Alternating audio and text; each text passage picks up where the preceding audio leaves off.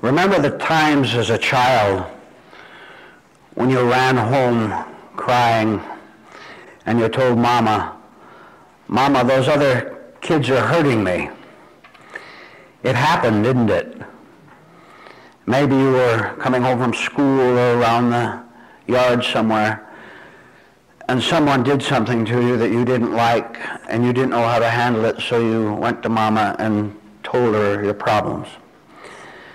And she advised you on it. Maybe she told you how to avoid it the next time. Now, that was childhood, and that was a long time ago in some cases, wasn't it? So, the problem is still with us. Here we are, no longer children, grown-up adults physically, and the very same thing is happening. Nothing has changed since childhood. Now who do you run to with your complaints? Oh, anyone and everyone you can find who will listen to you. And you make that same cry of despair to whoever will listen. Someone is hurting me. This means that the elementary advice given to you by your parents for solving your childhood problems, you didn't know how to take that advice, you didn't use it, and you're still asking the question of how you're going to be saved from people who hurt you. The point at this point being, there's been no development, no maturity. There's been no escape from the hurts, from the problem. There's just been a greater desperation as what to do about it. Now, this is a very serious situation. Isn't it serious for you? Unfortunately, the right kind of serious thought doesn't come to you toward your hurts. Instead, you refer to emotions. You refer to a feeling that seems to you to be the answer, for example, to cry. You cried and went to your parents and they explained things to you, and yet the tears continued, and until this day they continue to flow. And regardless of the hundreds and thousands of answers that other people and books and yourself have given you, the problem remains. You remain the problem to yourself. Now, it's about time that you do something with correct seriousness toward walking around, racing around in a circle, looking for answers and not finding them. It's about time, and now is the time for you to begin an investigation of where you're going wrong. And I'll give you the start on it right now. I want you to remind yourself that you always and only feel only yourself. Now let's go a little slow because this is so vital to grasp. I said that you feel only your own nature. That's all, nothing else. You have an anguish of some kind, a worry, a disappointment. You feel yourself, do you not? You don't feel the words of the other person who made that harsh remark. You don't feel them. Furthermore, you don't feel 10 years ago where you had that embarrassing and shocking experience. You don't feel it then.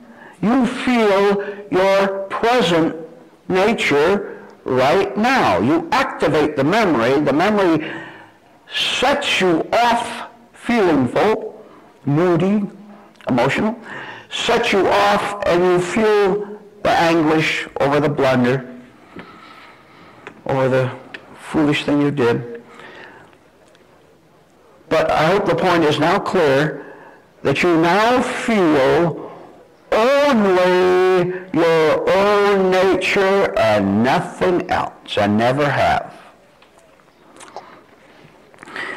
Now this vital information must help you to push out, outlaw, all thoughts, beliefs, opinions, that there's an exterior solution of some kind, like running to someone,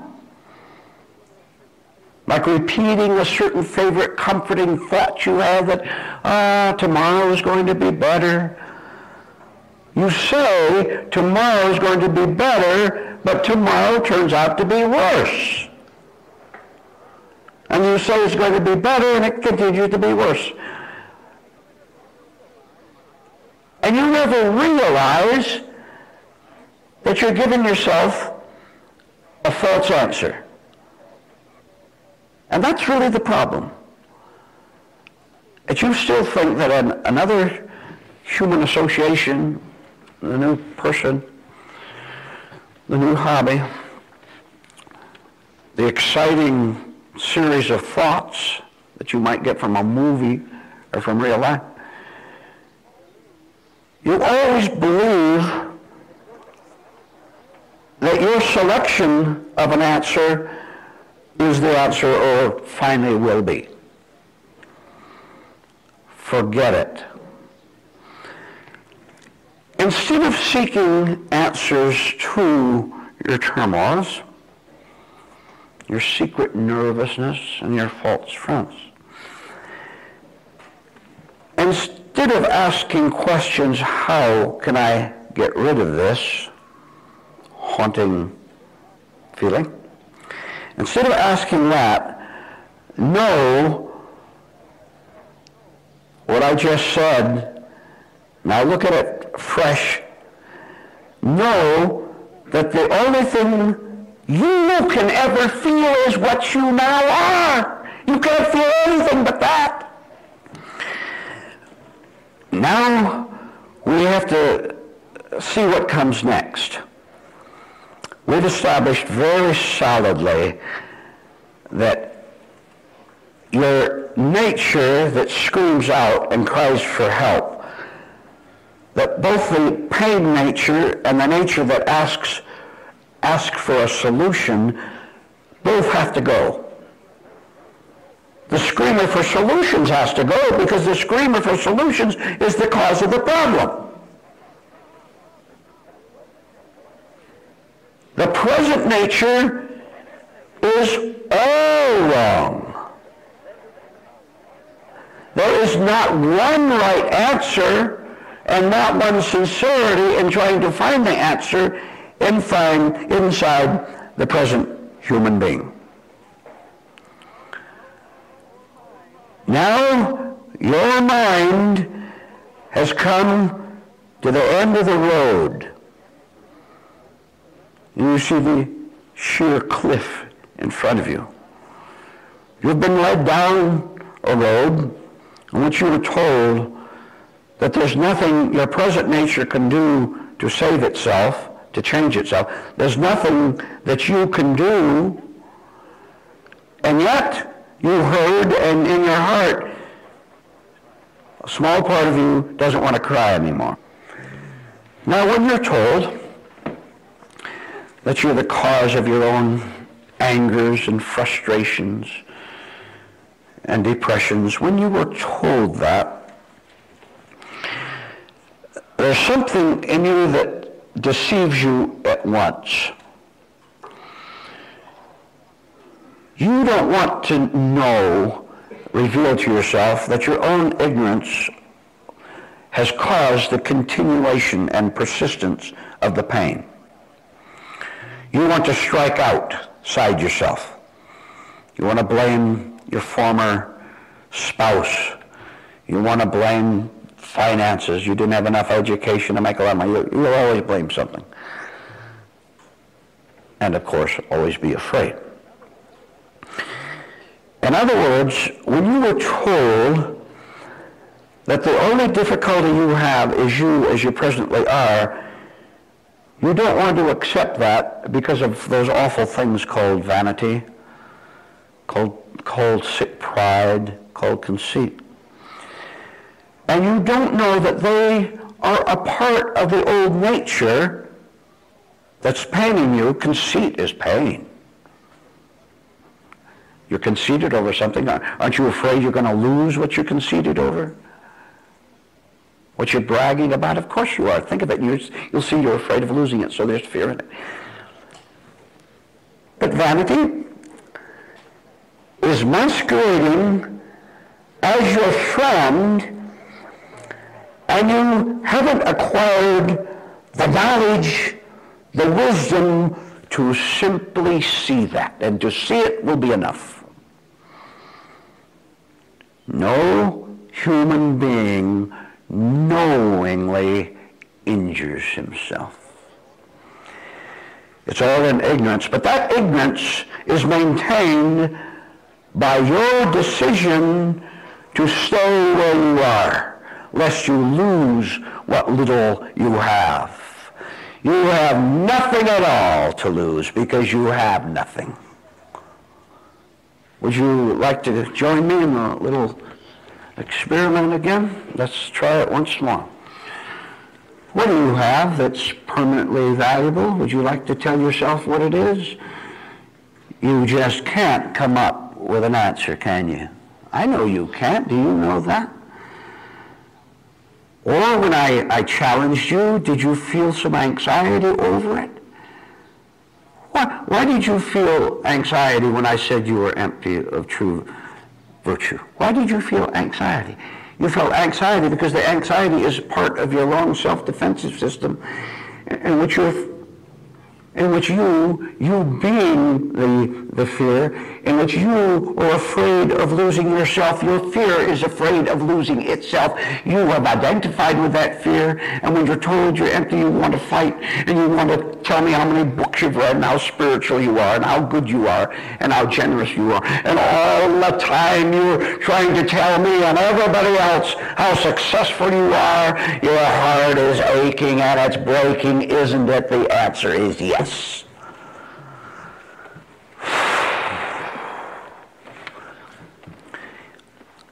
We will show you how to do nothing and thereby be saved. Will you please leave yourself alone? All you can do is interfere and wreck your life, as evidenced by your present life. Is that thought new to you? Leave yourself alone? All right. Look at its opposite. Self-interference. Always poking and prying inside, trying to readjust things. If your room is a shambles and you try to readjust it and set things right in the dark, you're just going to make it worse. You try to set the lamp upright. You're working in a dark room. The lamp is going to fall off the edge of the table and get smashed. This is the story of your life. You're working in the dark, trying to improve things, and it only gets worse. If you were to leave yourself alone and stick with that, the light would come on. You know what that means? That means what we've been talking about. I've been talking about it. You've been talking in your mind, so I guess we've been talking about it. That means the figure of speech of the light coming on in the room with the furniture in there. And you look around and you're in great dismay and shock over the shambles of your living room, right? Tables overturned and the chairs up against the wall, wrong side up. This is what we're trying to lead you to where you see the condition as it is, so that you no longer have confidence in it, which is false confidence anyway. If you're stumbling around in the dark room, you know very well by the way you feel that you're doing things all wrong, that you're not going to get it right. And the pains of bumping into the wall, and you hurt your forehead. You dropped a heavy book on your foot and it hurt. You howled out in pain. Why is all this happening? Because you're working in the dark. And you work in the dark because you won't follow the spiritual instructions which will turn the light off. Leaving yourself alone, not interfering with yourself so that you can live naturally and freely, can be explained in another way, and here it is. It means throwing yourself back on yourself altogether.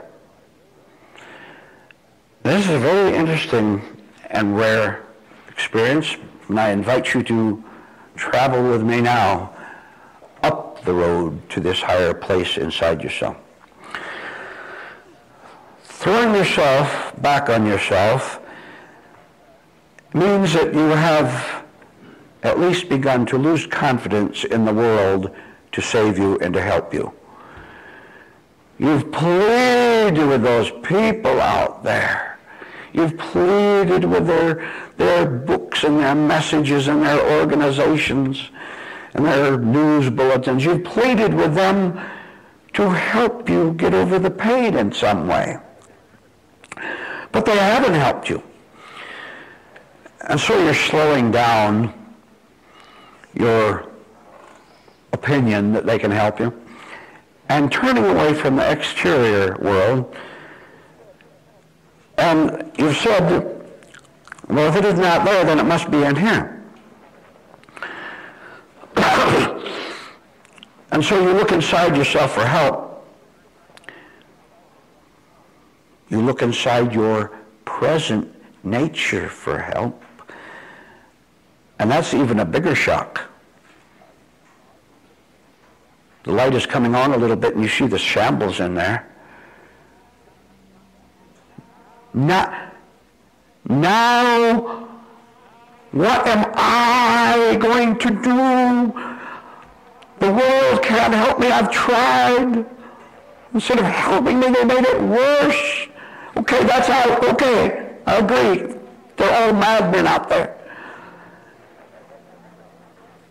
But I read something about finding the kingdom of heaven within, so I'll try that.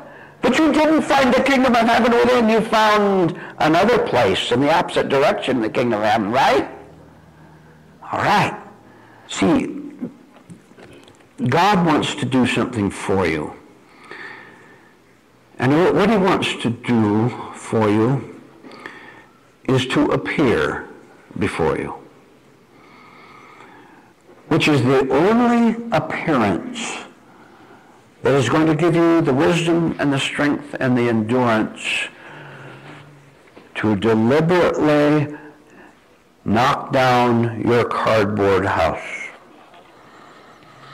Now you're patching it up miserably, frantically every day.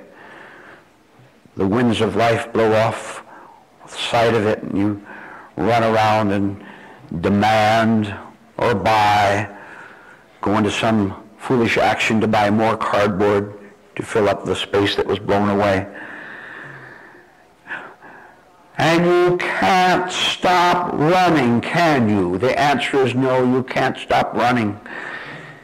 Because if it isn't the side of the house, then it's the furniture inside.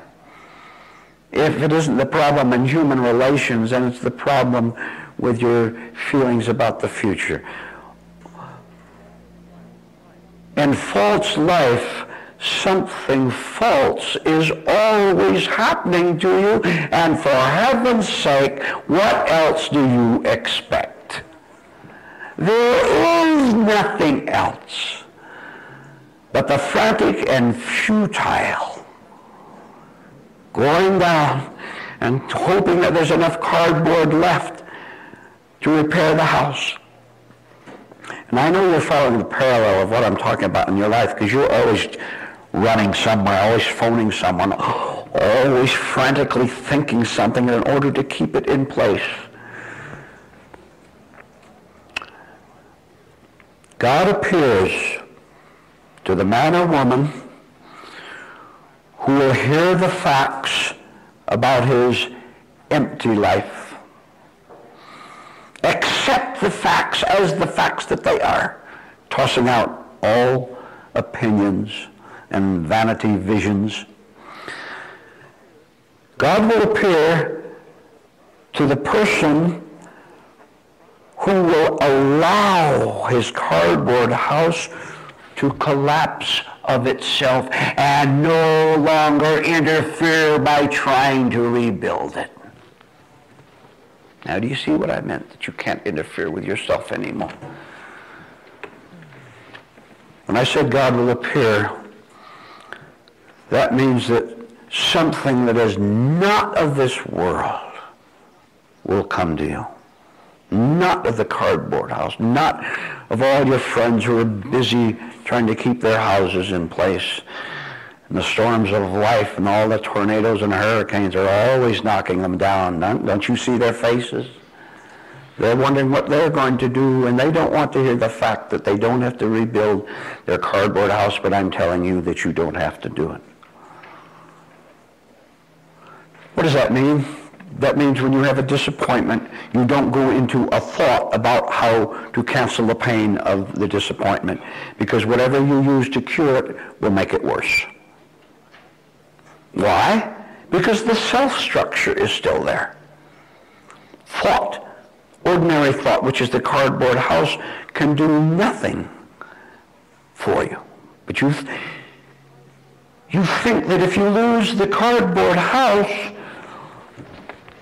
that you'll be left lonely and isolated and deserted on the prairie. You are now isolated and lonely and scared out on the prairie right now because your house is imaginary.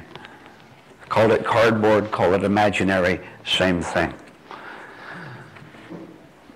Now this means when the next storm of life comes along, that is, you have a difficulty, you have a shock, a severe pain of some kind, it means that you are not going to do a single thing about it. And I will remind you again that every time you do have a pain, a shock, you try to do something about it, like explain it away. Or maybe it won't happen again. Or maybe things will turn out better the next time. You're always trying to comfort yourself. Therefore, you keep the false self in place, and it will cause the next disappointment to come along. As you leave yourself alone, leave your life alone, and don't rebuild it with nonsensical opinions, with fantasies, with thoughts of self-gain. When you don't repair the house, what's going to happen? It's eventually all fall apart, isn't it? First the north wall and the south wall, cardboard wall, going to come down. Furniture is going to fall apart. When you do that, there's a clear space. It's all gone. You're not there anymore. It's not there anymore. Now comes the appearance of truth, of reality that has now been able to make itself seen by you, because you're not blocked by living inside yourself, inside your own cardboard constructions. It's gone. This is called spiritual sight. This is called coming so completely to the end of your false life that truth is able to present itself to you, and then you'll be able to recognize it, because you see, here's a very interesting thought. The power by which you recognize new truth is truth itself. God himself when you invited him, gave you the power to recognize truth when it came. The recognition, the power of recognition was the first truth he gave you when your cardboard house collapsed. And then, now having even a recognition from God, having accepted God and turned your back on the sick world, now you're able to recognize it, the next truth and the next, and the hundreds and the thousands and of all the beautiful revelations that come to you. You're able to recognize them because God gave you the recognition in the first place. And do you see that in the beautiful thought and conclusion we come to now? I give it to you, to your minds. Take it with more than your minds. God is truly everything. We now think we're everything, right? Look at some human being you know who's a supreme egotist. Doesn't he think he's everything? Which means that he's just going to wreck himself and everyone he meets. Away with that kind of life. The whole story of what to think about in the right way, of what to do, has been presented to you. And now I want all of you to ask God to give you the right choice. See, you've got a power to choose inside of you, but the enemy is alert, awake, always trying to trip you up. Ask God to give you the right choice, to show you what it is, and that will come to you. Oh, what a different life you're going to live now. You're not going to live in the cardboard house. You're not afraid of it falling down anymore, because the kingdom of heaven is eternal. Everything can be explained to me. That's the statement you can follow from now on with full confidence. Because it's the truth. And you can just take a deep breath, relax, and remember that everything can be explained to you if you want the explanation. And even if you don't want the explanation of what you're doing here on earth, even if you don't want it, but recognize that you don't want it, that can be explained to you. When you're dealing with truth, you can't lose, you won't lose, you'll win all the time. This is the area where you always win. Now you lose, don't you? Because you want things you don't need. You want to crowd your life with yourself. To be yourself as you presently are is loss and nothing but loss, and the recognition of that will turn you around in the other direction. So, knowing that everything can be explained to you and will be explained to you, I want you all from now on to do one thing, to love the lessons. You want to love something, love the lessons. Then that sunshine or cheeriness or rightness that you have will spread on to other people because you first had it yourself. If you see a pleasant picnic spot a little bit distance from where you are, don't you have the urge to want to go there and get over to this nice place where the grass is green and the trees are pretty and the buds are blooming? But you have to make an effort to get there, don't you? You love the lessons, and you will be shown how to take every step, how to go across the river that's between you and the picnic spot, how to go directly to it. But you have to have the urge, and that urge, the urge to get to that right place inside of you is what we're talking about. The urge to do that. The urge to do that, the urge to learn, to love the lessons, even that has to be given to you. You don't understand something. Where there's an emptiness, that emptiness must be filled with something. And the emptiness can't fill itself. Emptiness is just that, an empty barrel. The barrel can do nothing to put something of value inside of it. We as human beings can do nothing of ourselves for ourselves, with the one exception of asking for something higher than what we are. Now, aren't you going to love the lessons? What are you going to put before that? There is nothing higher, stronger, more beautiful. There is nothing better for you, to use the simplest words possible. There is nothing better for you than to want the explanations which are ready as soon as you're ready for it. Now we go to something else, and I tell you, there is no more valuable lesson method than this. And I've given it a name, and I made it very brief so that you'll remember it. And this will help you to want to love the lesson so that that love can be given to you. And you'll be adding something to yourself that is added permanently. Write down or think of the phrase, in spite of everything. Oh, I tell you, I personally love that phrase. In spite of everything. Everything means everything. It means that on the spiritual path, on your way to the pretty spiritual meadow, are you going to encounter obstacles, right? And what's the big obstacle? You yourself. Everything that you are. You're a big block. I thought of saying big blockhead, but I didn't. You're the barrier to that. And think consciously now. Think with me as I am talking of the blockages, the barriers that you encounter simply by existing as you now exist. On the spiritual path, you're going to encounter your own weakness. Are you not? In spite of that weakness, I'm going to walk on. You encounter, this is a very good one.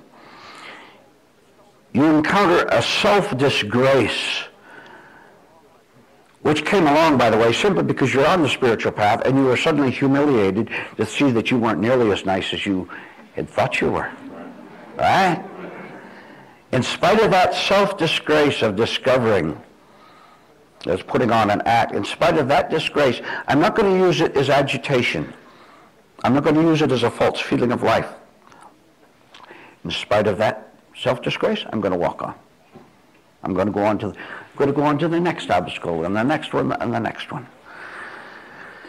Now, there is a stage, and I don't want you to go into imagination and think that you're anywhere near it, but there is a stage where more and more you become stronger than the problem. The new you, not you. You, not you. You, the new you, has more intelligence than that despair, than the discouragement. The new you has more power than your general chaos and confusion. And is there an ocean full of that, right? The waves churning back and forth inside of you. You think you understand something because you sight one wave and then it disappears and the next wave comes along. And all the time you're struggling out there. This is because, basically, you still think that you are an independent entity. You have an independent identity. You really think that, and that's all falsehood. So drop it. Now, you are not an independently operating agent on this life with a code name. What's your code name? G Wonderful, whatever. You're all zeros. 0, 0, 0, 0. We are all zeros. I see the significance of that one. I thought I had the responsibility for straightening out this world, for keeping it revolving, for keeping people nice and lovable and cooperating with each other.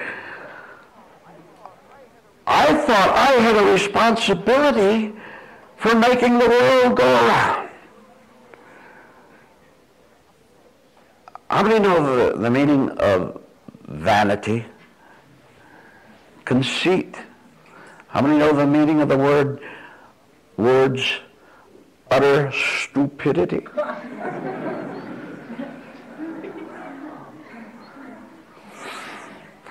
You can't decide between whole wheat bread and white bread, and you're going to save the world.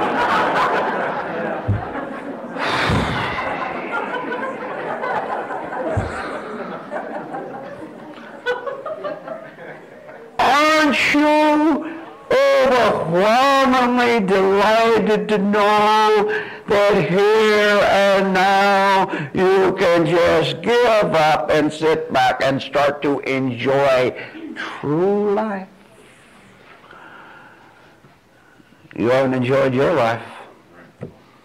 And the prospects, I must tell you, for the future are extremely dismal for you ever finding anything, because wherever you go, you're going to meet your own nature, your own face.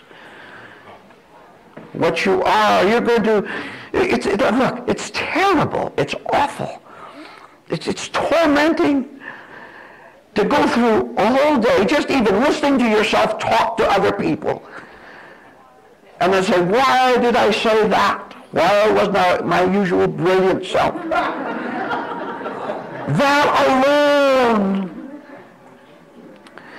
should encourage you to want to search out the opening statement that all can be explained very clearly to you.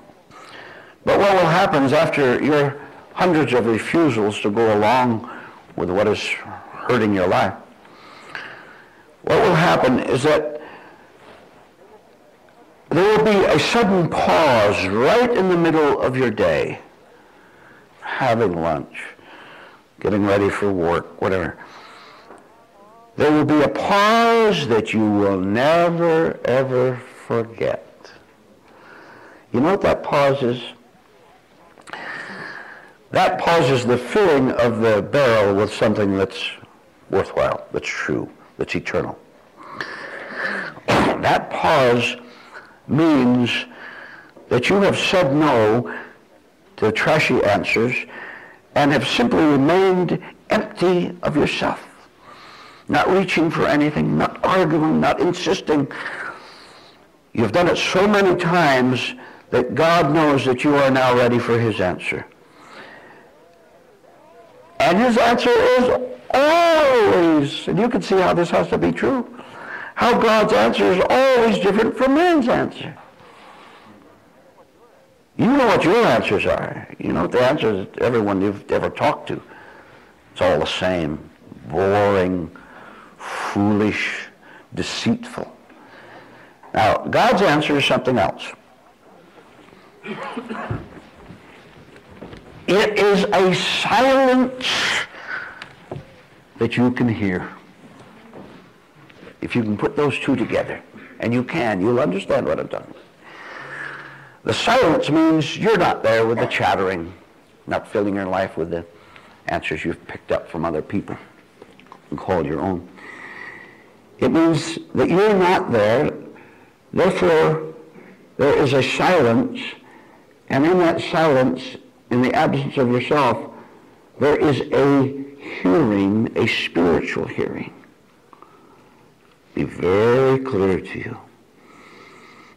And you know that anything that you know from now on, anything you take out of that trunk, all the false answers, are only going to keep you as confused, as chaotic as you have been in the past, so you don't want to do it anymore. You've got the right hearing. You've got a glimpse of something that is not a part of your usual life.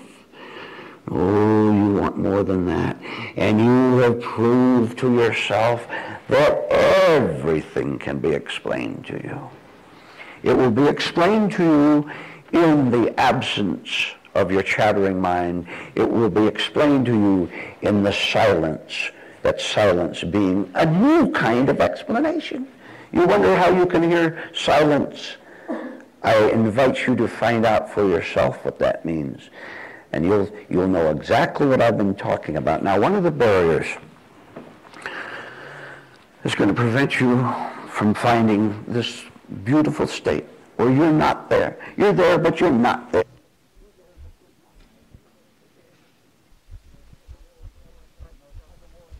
You know, tug of war inside yourself. Well, you've seen them out on the playground or out in the athletic field, the big long rope, 50 people on both sides. They've got a dividing line down the middle.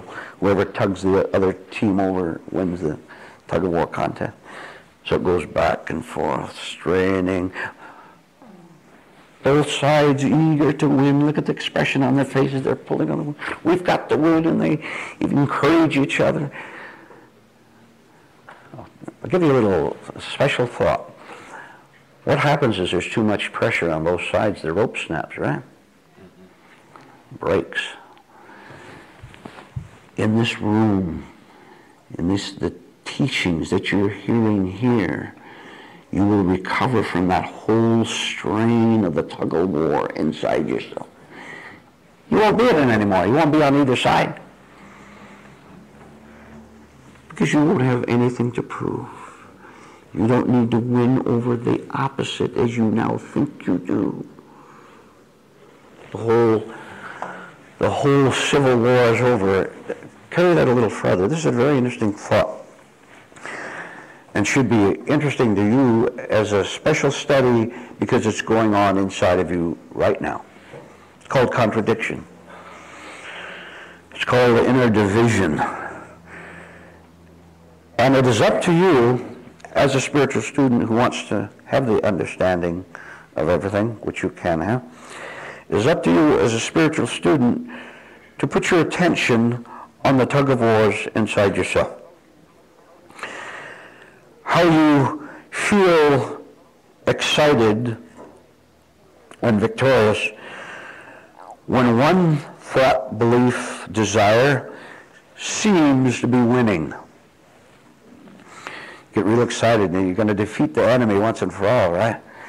And then what happens? The enemy gets the strength and he pulls you down so that you begin to lose. Now you're discouraged. Haven't I explained your life perfectly to you? Thinking you're going to win and then you lose, then hoping you're going to win. Now you're worried that something bad is going to happen to you. Why don't you walk off the athletic field altogether? You are not compelled to engage in the tug of war and never were compelled to do so. I now give you the freedom to walk off the athletic field. Do it now. Not tomorrow when you get home. But right now, while we're here together in this room, I instruct you to walk off. Drop the rope. Aren't you going to go out of here with the determination to study what you've heard so that you can understand it? So that you want nothing more in this life, nothing stronger, there's no stronger urge than to be able to drop the rope and walk off. To get back home where you belong. You're not home now.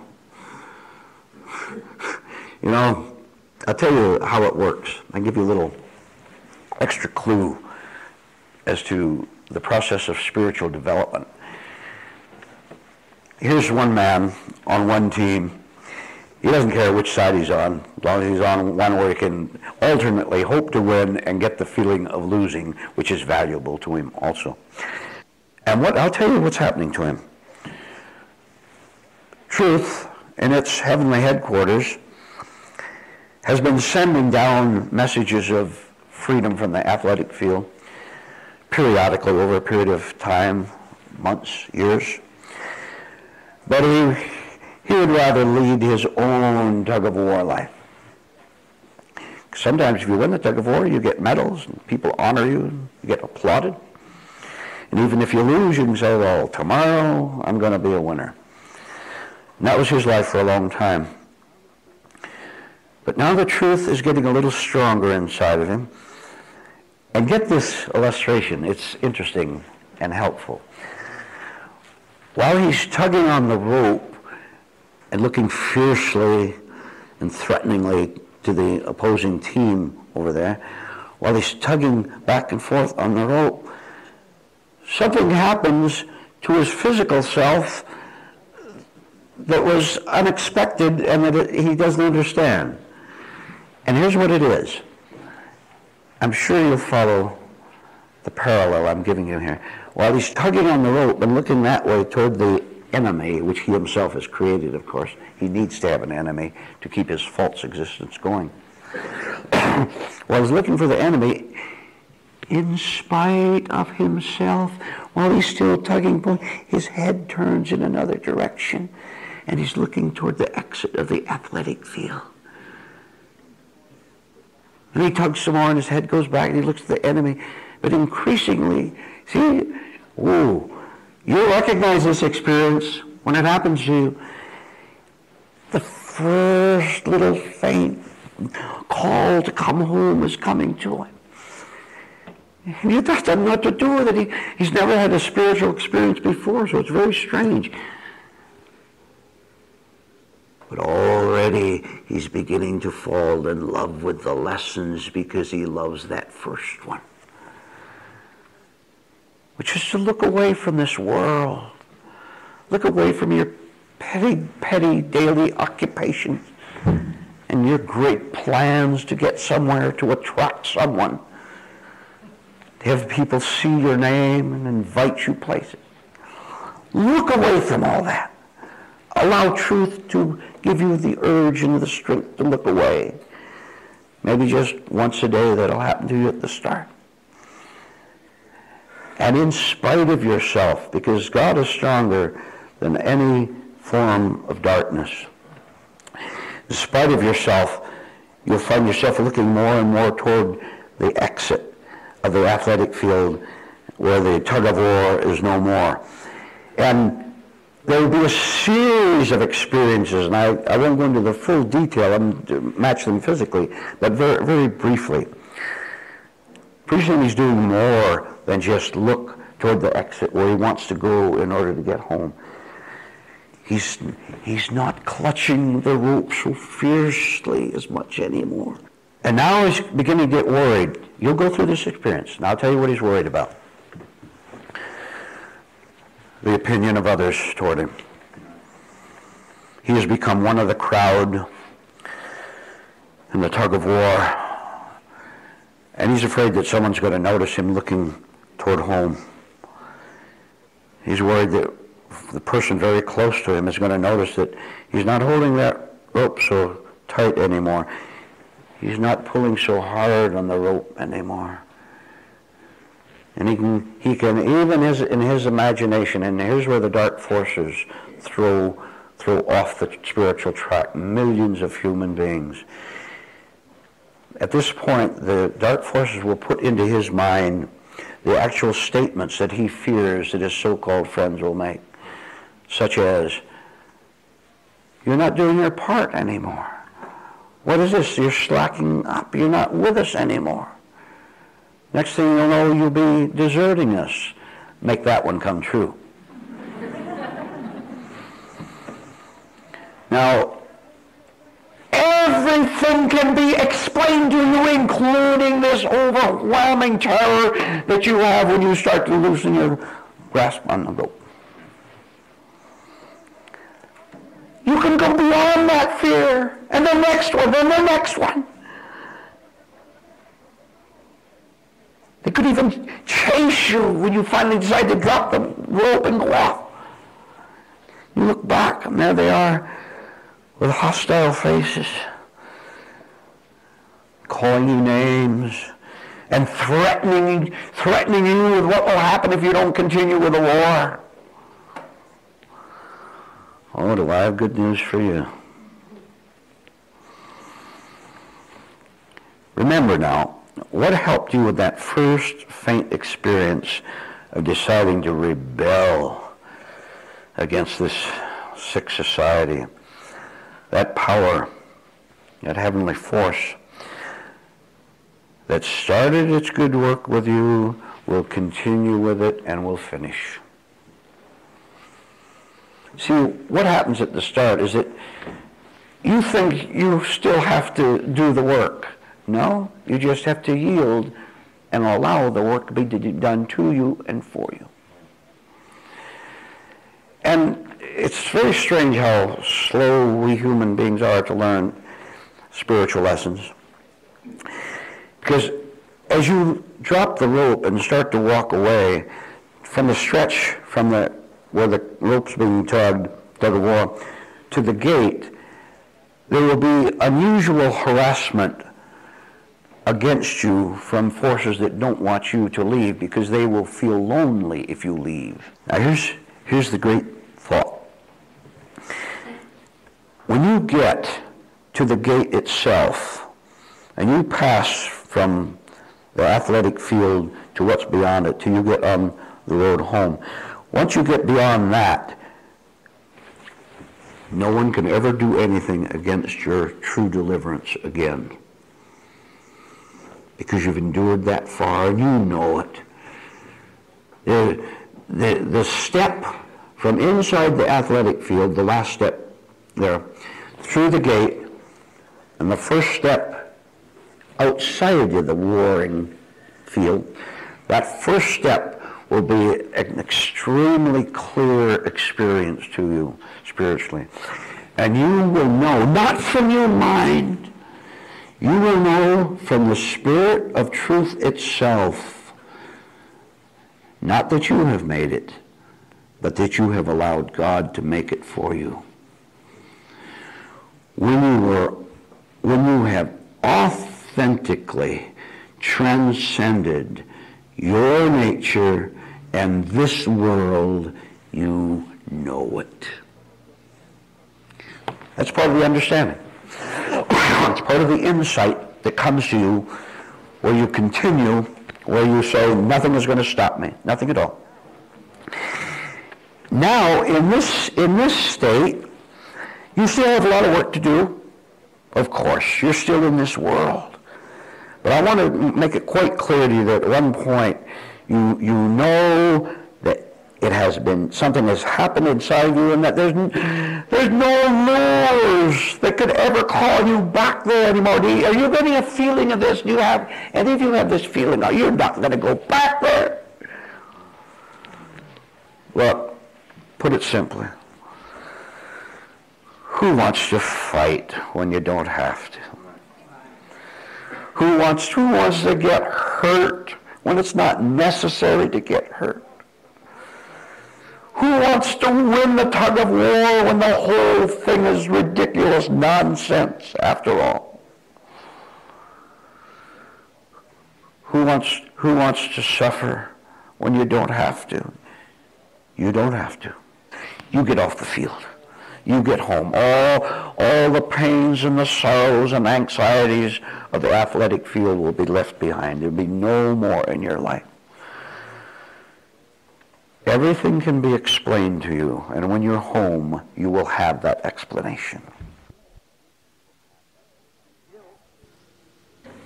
Guilt, which you have, is a dreadful burden. Let's illustrate guilt. It's like you driving a truck that's overloaded, far too many objects and weights in it. So as you're driving down the highway, the excess weight affecting the swaying of the truck itself threatens to take control of the wheel away from you. So you have to clutch it real tight. Be very alert to it. But something that you're with, that you're in, is burdening you down and threatening to take you off the road. Now, this is the way human beings live, burdened with guilt which they don't understand and the shame that goes with it, and always feeling as if the impulse, the emotional impulse of guilt, is going to cause them to do something wrong, something foolish, something unnecessary, and it will do just that. Guilt is a terrible guide to follow. Now, this is so only as long as the guilt you experience is used uselessly. Now, what does that mean? It means all the overwhelming shames and regrets that you have that come up and take you over and overload your truck so that you can't drive safely. It means that you are simply enduring them. You get in a loaded truck every day and go on a trip of 300 miles willingly without asking what's in the back of that truck that you're hauling pointlessly that's causing all this trouble. You just endure it. You don't do anything about it. You just get up and drive and suffer from it. Now, that's not very smart, is it? What I'm saying is that useless guilt is that which is not explored, not examined, and which you just submit to it and suffer from it. Now, used guilt, that's another thing, and that's what we're doing right now. You're going to use your guilt, that is, these recurring waves of attack and shock and shames. You're going to use their very appearance to know why they're there, how they got there, and finally, how to get rid of them. You haven't done that now. You're suffering all the time from the truck that's threatening to go off the road. So now, right now, while the talk is going on, you will determine to use your waves of regret, shame, remembrances of your follies of the past. You're to use those thoughts when they come to you for one purpose, to understand them out of existence, and that you can do. For example, one small wave that makes up the whole weight of the truck is the times that you think that you're a failure. Well, you set an aim for yourself, did you not? To finish college, to become financially successful, to get married, to have a family, to be appreciated by your friends and your relatives. You set up certain idealistic aims for yourself and you didn't get them. How many desires and aims have you had that you did not achieve? Every one of them causes guilt. You said, I must do this, I must achieve that, and when you didn't do this or achieve that, you felt guilty, and the whole thing is a big fake. Or you thought that you should have done more for your children than you were able financially to do. Or you thought that you could well have treated that spouse or girlfriend, boyfriend. You could have treated them much better than you did. You didn't treat them nicely because you just didn't know. You don't know how to treat yourself nicely. You don't know how to treat other people nicely. But it comes up to your memory and you feel ashamed of yourself. Now that's awful, just to feel ashamed of yourself without finding out why. You can know why. So that when you are assaulted by time thoughts, you will know what to do about them, which is to bring the light of the present moment on them, and they will go away and they won't be able to attack you anymore. But there's so much false identity value in you feeling ashamed. I'm a horrible human being. How awful I really am. Now you've got an identity that you think is real, that you can stick with, and you feel safe with it, but you're really dangerous because the truck is threatening to go off the highway at any minute. Now we come to another thought. Very relieving. What I'm going to talk about, at least briefly, is an idea that has been going on inside of you for a long time, but you didn't know what to do with it, what to make of it. And it's the idea of being forgiven. And you wonder how you can ever be forgiven by God or man. You wonder how you can ever be forgiven for the thousands of offenses you have committed. Go back to the way you treated that person. Go back to the ideas where you thought you should have succeeded. Like everyone else in your high school or college class made something of themselves, came out, and you think they've succeeded, and you want to succeed like they did. And they failed, of course. They may not have failed financially, may not have failed in their social life, but they failed as a human being. So anyway, to be forgiven means just simply this. I'm going to condense it to this single thought or two.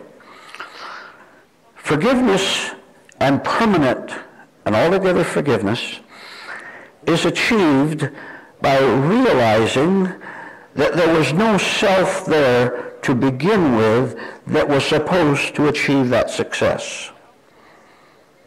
Now know that there is an egotistical nature inside of you that, for heaven help humanity, that thrives on guilts and shames and regrets.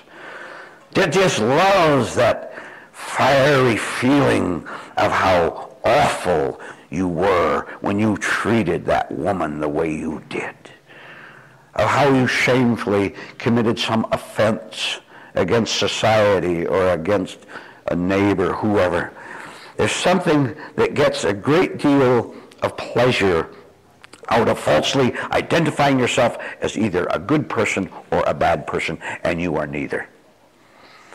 Anything you call yourself, you are not. Anything, good, bad, or different that you call yourself, you are not, because that is simply your own mind, your own confused mind, giving yourself a label, and you want that label more than you want reality. Now, I've been talking about time and the timeless state, time being involved in you feeling ashamed of yourself for your awful behavior. Of course, the event did happen. You were cruel. That happened some time ago, maybe yesterday. We're not saying the event didn't happen. We're saying it did happen. But you're to escape from the time state that you now live in, so that you're only living in right here, right now.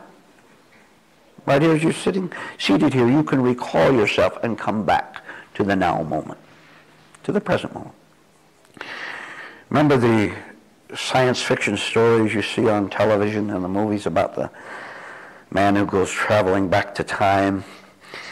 He's in a laboratory, right? And there's a big machine, and he's going to go back somewhere, and he gets inside the machine, and the lights flash on, and all sorts of weird sounds. The door's closed, and everybody's observing him, and you're watching them.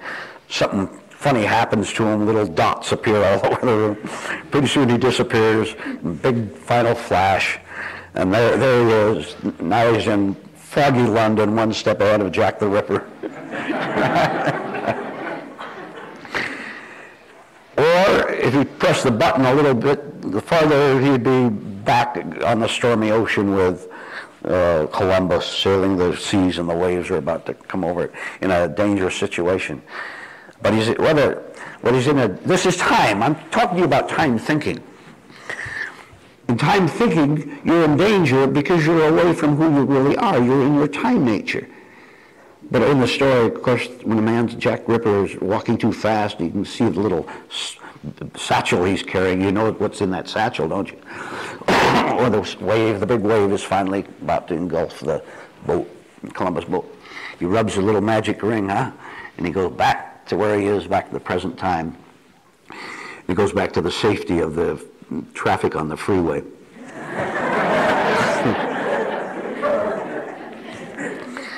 The safety and the sanity and the peace of the freeway traffic, yeah.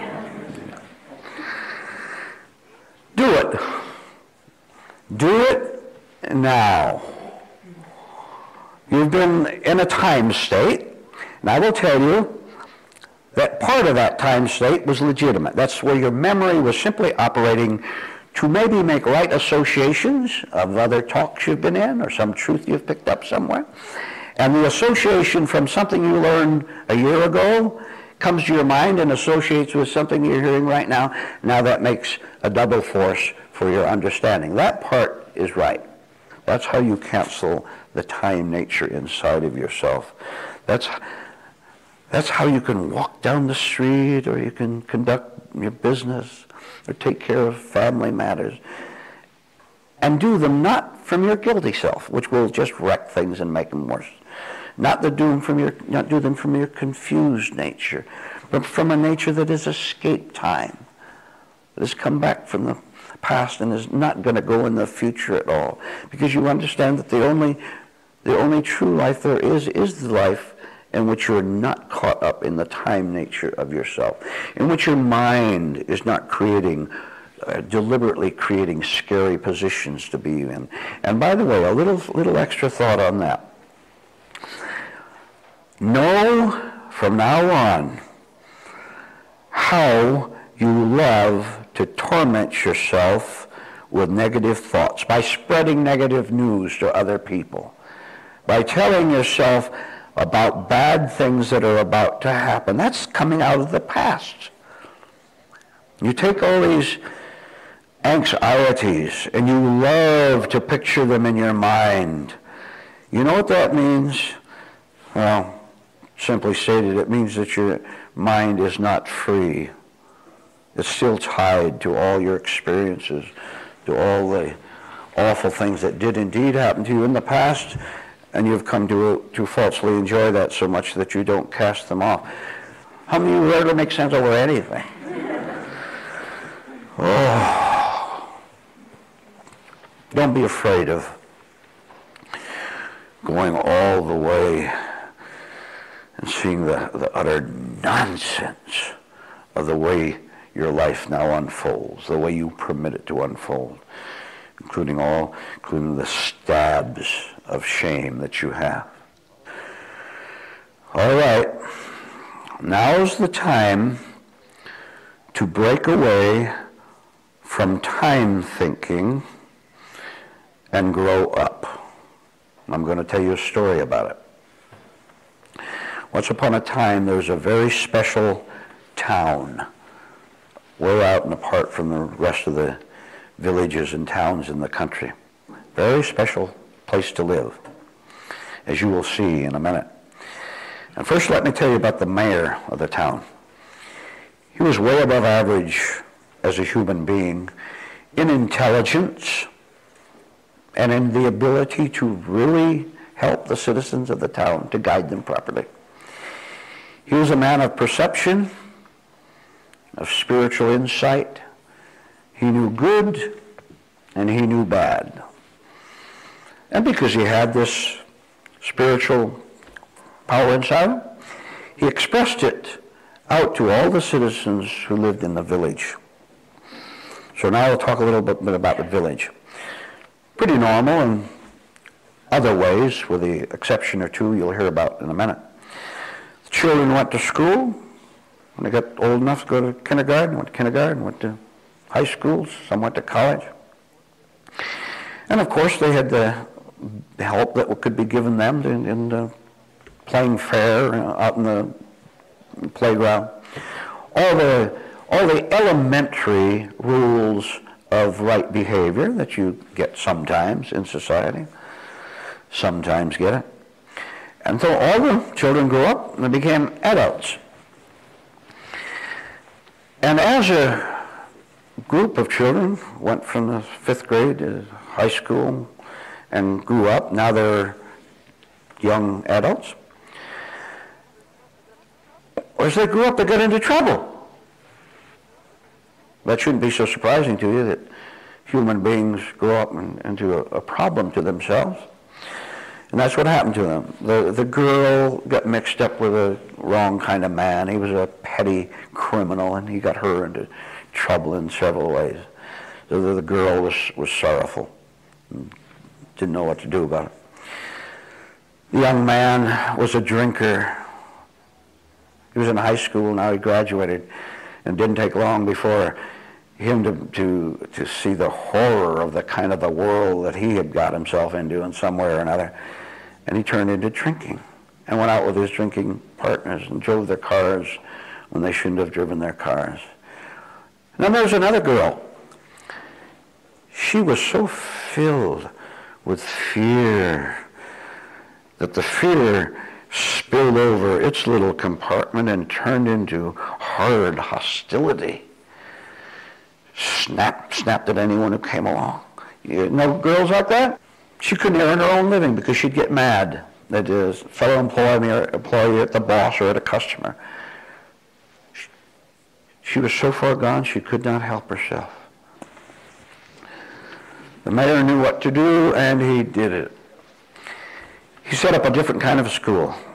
And that school was called School to Grow Up for Adults. Adult school to grow up in. He spread the word around town. We now have this school for adults where they can grow up into being real adults instead of little kids with grown-up bodies and emotions and decisions of a 5-year-old kid. He spread the word. Everybody is both invited and strongly urged to attend the school so that you can grow up. And so the girl who had the problem, the boy who had the problem, could undo it. And you can undo the past if you want to undo it. God will show you how, but you have to listen to God. Anyone in trouble, which is everyone, are strongly urged to take this course in this special kind of school to grow up. Now, listen to one of the rules that the mayor told them after strongly urging them to come and telling them why they should come. Here's what he also said. Now, you make your proper connection of this. No one is compelled to come. There's no law that says you must come to this school or you'll be punished. It is purely voluntary. Some came, some didn't. You understand the truth I just dropped in there, of course.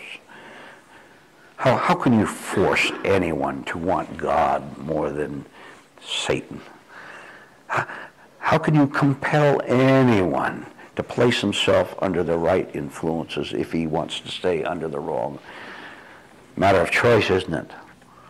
Each individual, including you have made your choice so far of whether you want to go to that school or not. If you made the wrong choice, I personally urge you to change your choice and to start into the school.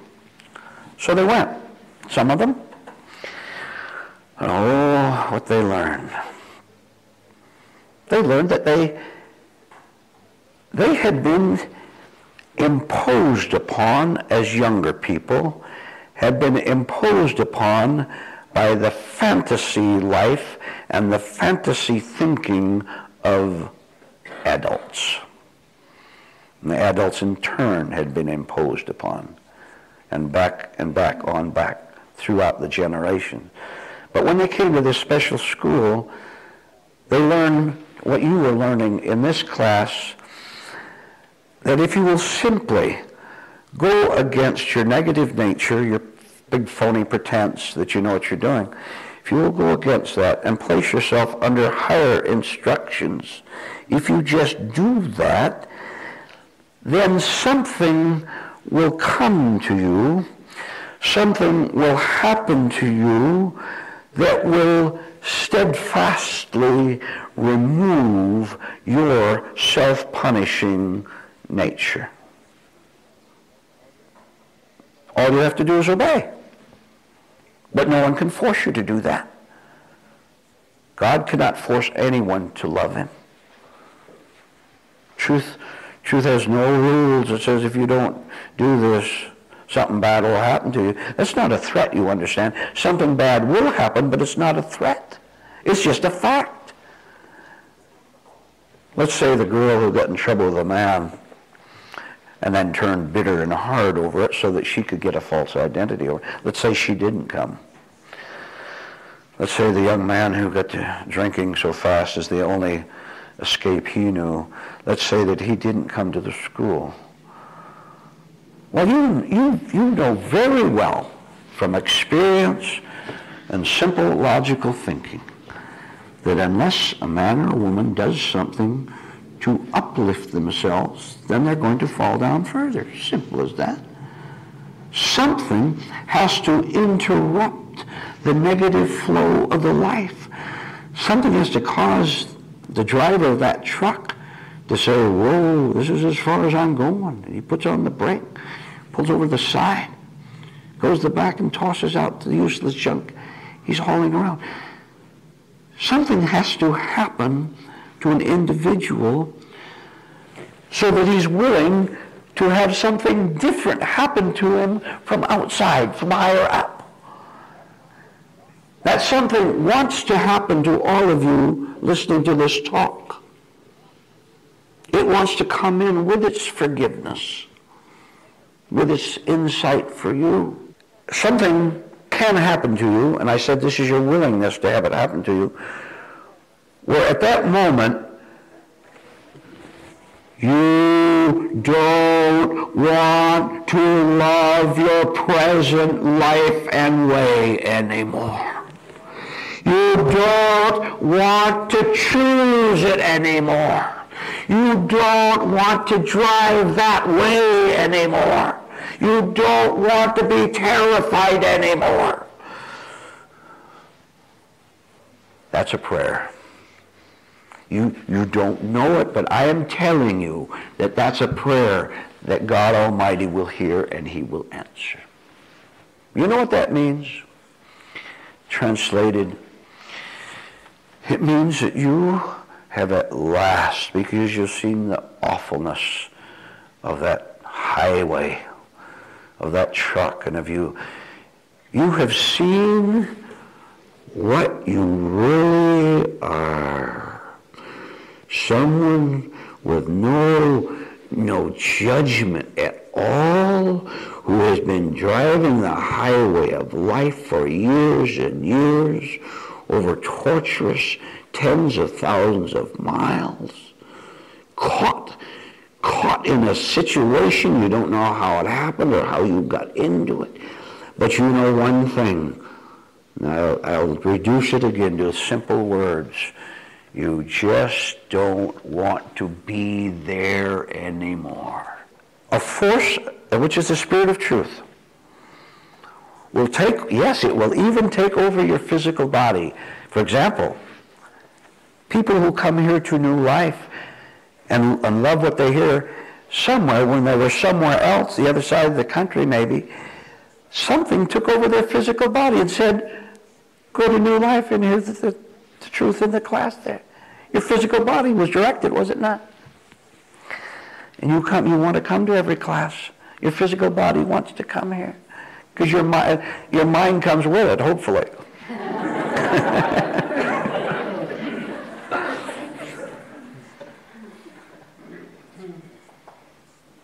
You know now that you can pull that truck off the side of the road anytime you want. And you do it. From that point on, for the moment you took the wheel and turned it a little bit to the right and a little more to the right and got off into that wide spot on the side of the road, at the first moment that your hands on the wheel started to turn a little bit to the right, that is the beginning, a small beginning, the marvelous start of the Spirit of God Himself beginning to guide your life toward correction. From then on, it's just one marvelous, bright discovery and real gain after another. You pull over the side, you know what to do next. Next is go to the back of the truck. You know what to do next. Is to open the back of the truck. You know what to do next. Get that first piece of metal junk there. that useless load to get it and toss it off, and you know what to do next. There's another one, and there's another one, and there's another one. You always, when you're spiritually guided, you always know what to do next, and that's always upward. All the lessons can come to you if you will now voluntarily enter the school for adults to grow up in. Enter it, and please don't behave like you behaved in ordinary school, throwing things around the room, thinking you knew more of the teacher, and all that. Be a good student. Grow up in your attitude, and just listen quietly to what you're being told, because even if you don't understand what you're hearing, that's the beginning of understanding to hear it, isn't it? If your mind has gone off somewhere, how can you listen and hear and receive? God wants to give you that marvelous first experience that I talked about, where you pull the truck off the side of the road. He wants that to be a start. You can start now. You can start this morning. Do so.